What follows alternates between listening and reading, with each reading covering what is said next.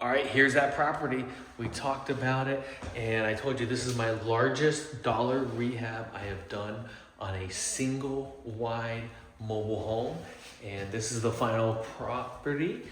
You can see we've done all new floors. Of course, we painted. We had to do new cabinets here in the kitchen, new lighting all over the place.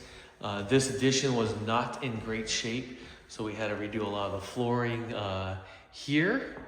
And then come back down here. If you go back and look at the pictures of the bathroom, holy cow, that bathroom doesn't even look the same. It was in such terrible condition. We had to rebuild the entire bathroom.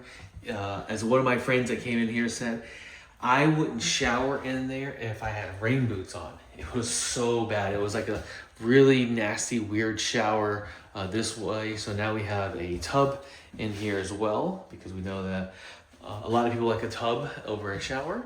And then we have the last bedroom back here, and it matches the rest of the home.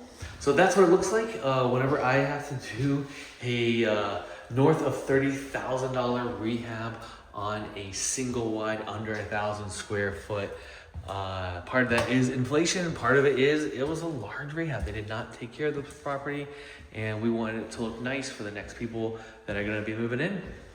If you would like to learn how to do this, of course, lifestyle.rei.com, lifestyle-rei.com, and that's where I teach how to do this. You can join my community inside Lifestyle REI, which is where we talk about this on live calls, properties like this, what you would do, what you could do, maybe even talk through the other options I had with this property.